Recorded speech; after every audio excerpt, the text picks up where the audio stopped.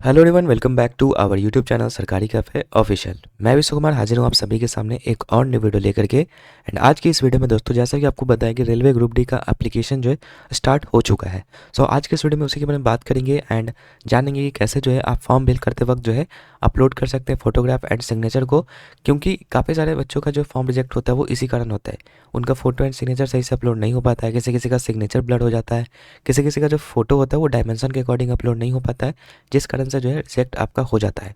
इसलिए मैं ये वीडियो आपके लिए बना रहा हूँ ताकि अगर आप घर बैठे फॉर्म को फिल कर रहे हैं या फिर आप साइबर कैफे में भी जा रहे हैं तो इस बात को आप ध्यान रखिएगा कि फोटोग्राफ एंड सिग्नेचर जो है सही से अपलोड हो। ठीक है, तो उसके लिए ये वीडियो रहने वाला है। तो चलिए वीडियो को स्टार्ट करते हैं। सबसे पहले आप लोग यहाँ पर फोटोग्राफ को अपलोड करने के लिए सीखेंगे, उसके बाद सिग्नेचर का अपलोड करने के लिए बताएंगे। तो अगर बात करते हैं दोस्तों सबसे पहले फोटोग्राफ की, तो फोटोग्राफ के लिए काफ़ी सारा यहाँ पर जो है स्पेसिफिकेशंस दिया गया, मतलब कि यही चीज़ आपका होना चाहिए। अगर इसके अलावा अगर होगा कुछ तो यहाँ पर देखिए साफ साफ रेड लेटर में लिखा गया है कि any deviation in the uploaded passport size photograph other than the standard specification, जो भी स्पेसिफिकेशन दिया गया है अगर उसके अलावा कोई भी अगर आप अपलोड करते हैं, ठीक है, तो उस केस में जो आपका रिजेक्शन हो जाएगा और रिजेक्शन भी आपका जो है फाइनल सबमिशन के बाद भी हो सकता है। तो ये चीज़ आपका यहाँ पर बोला जा रहा है। तो इसीलिए यहाँ पर देखिए क्या क्या चीज़ बोला गया। सबसे पहला चीज़ तो कि रिसेंट पासपोर्ट कलर फोटोग्राफ होना चाहिए और वो भी पीछे बैकग्राउंड होना चाहिए वाइट। ठीक है, वाइट बैकग्राउंड काफ़ी ज़रूरी है, यहाँ पर लिखा गया है। वाइट के अलावा कोई भी कलर नहीं आपको अपलोड करना है, नहीं तो फिर रिजेक्शन का कारण बन सकता है वो। इसलिए इस चीज़ को ध्यान रखिएगा। तो बाकी वाइट बैकग्राउंड कैसे करना है ये भी मैं आपको बता दूंगा। इसके अलावा साइज़ यहाँ पर लिखा गया, तो साइज़ को आपको ध्यान देना है। इसके अलावा जो फॉर्मेट है जेपीजी में होना चाहिए और जो साइज़ होना चाहिए 50 KB से 100 KB के बीच में होना चाहिए। ठीक है, बाकी सेल्फी वगैरह नहीं अपलोड करना है, ना ही आपका जो है मतलब कैप वगैरह और ना ही चश्मा पहन कर अपलोड करना है। अगर आप चश्मा पहन के कर रहे हैं अपलोड तो ध्यान दीजिएगा कि जो चश्मा है, ठीक है, मतलब स्पेक्टिकल्स की मैं बात कर रहा हूँ, गॉगल्स की नहीं। गॉगल्स तो आपको पहनना ही नहीं है, स्पेक्टिकल्स पहन सकते हैं अगर आपके आंखों में प्रॉब्लम है तो। ठीक है, लेकिन ध्यान देना है कि उस चश्मे पर जो है आपका किसी प्रकार का रिफ्लेक्शन ना हो। ठीक है, मतलब प्रॉपर तरीके से विजिबल होना चाहिए फोटो आपका, सिंपल तरीका से ये है। तो चलिए अब मैं आपको बताता हूँ कि कैसे आपको इस फोटो को अपलोड करना है। लेकिन उसके पहले आपको बताना चाहेंगे कि जिस तरीके से अभी आपका वैकेंसी है तो आपको भी पता है कि कंपटीशन काफ़ी लेवल पे जाने वाला है। इसीलिए मैं आपको बोलूँगा कि आप अभी से जो है प्रैक्टिस पे फोकस कीजिए, क्योंकि बिना प्रैक्टिस के आप कोई भी एग्ज़ाम को क्रैक नहीं कर सकते। सिर्फ पढ़ना इंपॉर्टेंट नहीं है। इसलिए मैं आपको बोलूँगा कि टेक्स्ट बुक पास प्रो एक है जो कि आपको मतलब काफ़ी सारी चीज़ें प्रोवाइड करता है। जैसे कि आपको रेलवे की ग्रुप डी की अगर आप तैयारी कर रहे हैं तो उसमें आपको पिछला जो भी रेलवे का एग्जाम हुआ उसका PYQ आपको मिल जाएगा। ठीक है, जिसको कि आप मल्टीपल अटैम्प्ट दे सकते हैं। साथ ही साथ आपको एक्सपेक्टेड मॉक मिल जाएगा जो कि एग्जामिनेशन में चांसेज रहेंगे कि आपके आएंगे। इसके अलावा chapter wise test, subject wise test, ये सब चीज़ का बेनिफिट आपको मिलेगा इस एक पास प्रो में। ठीक है, और इससे सिर्फ आप रेलवे ही नहीं बल्कि SSC बैंकिंग सभी के लिए जो है अवेलेबल हो जाएगा। फिर वो मतलब प्रैक्टिस सेट आप उसको लगा सकते हैं।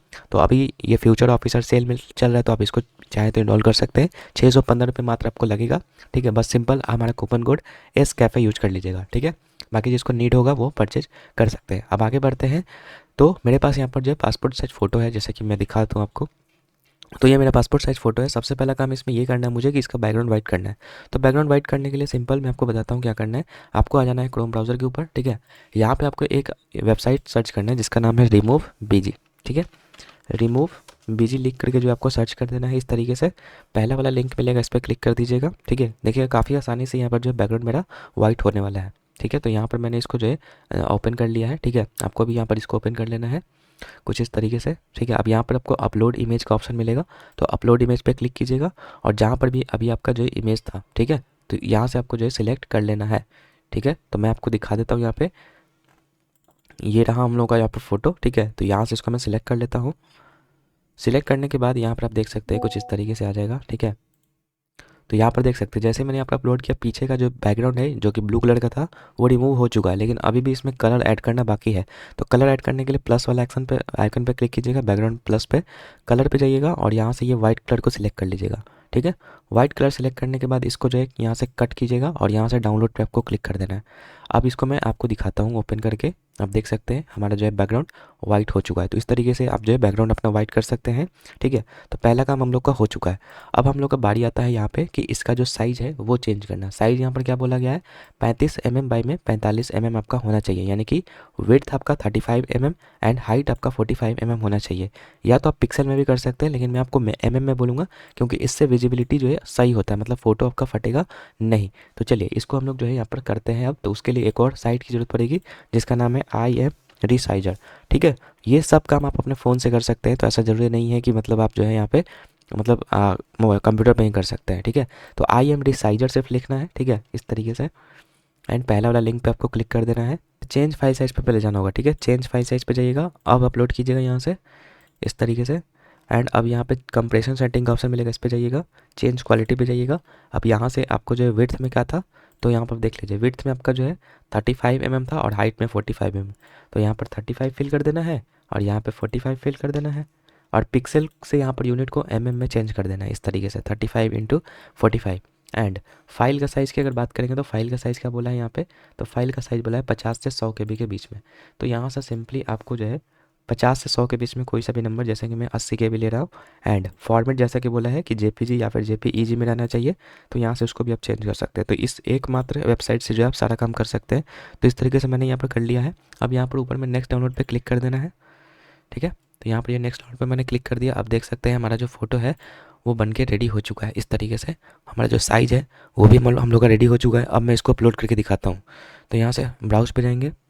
ठीक है, अभी हमने डाउनलोड किया था इसको, तो यहाँ से इसको अपलोड करेंगे तो देख सकते हैं काफ़ी इजीली जो है हमारा यहाँ पे अपलोड हो चुका है। अब इसको यहाँ पर जो है टिक कर देंगे। ठीक है, देख सकते हैं बिना किसी प्रॉब्लम के हम लोग का फ़ोटो अपलोड हो चुका है और ये ब्लड भी नहीं है। ठीक है, तो ये फ़ोटो अपलोड हो गया। अब आते हैं सिग्नेचर के बारे में।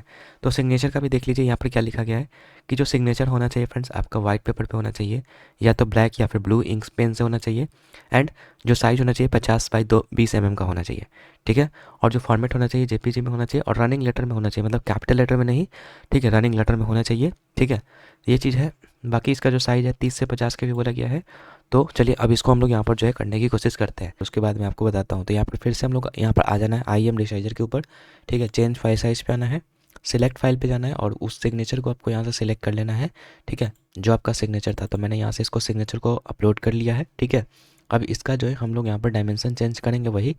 ठीक है, कंप्रेशन सेटिंग में आएगा, चेंज क्वालिटी पे आएंगे। ठीक है, उसके बाद यूनिट को mm में सेलेक्ट करेंगे और विड्थ में इस बार 50 और हाइट में 20 करना है, क्योंकि यहाँ पर लिखा गया 50 बाई 20 mm का होना चाहिए। ठीक है, तो ध्यान देना कि विड्थ में आपको 50 भरना है और हाइट में 20 mm भरना है।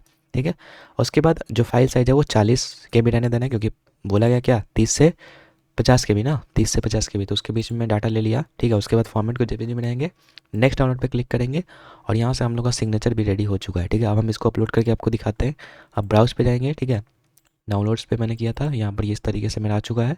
ठीक है, अब इसको मैं यहाँ पे थोड़ा सा एडजस्ट कर लेंगे बीच में। ठीक है, इस तरीके से हम लोग सही पे टिक कर देंगे। ठीक है, अब देख सकते हैं हमारा सिग्नेचर भी यहाँ पर अपलोड हो चुका है, ब्लड भी नहीं है ये।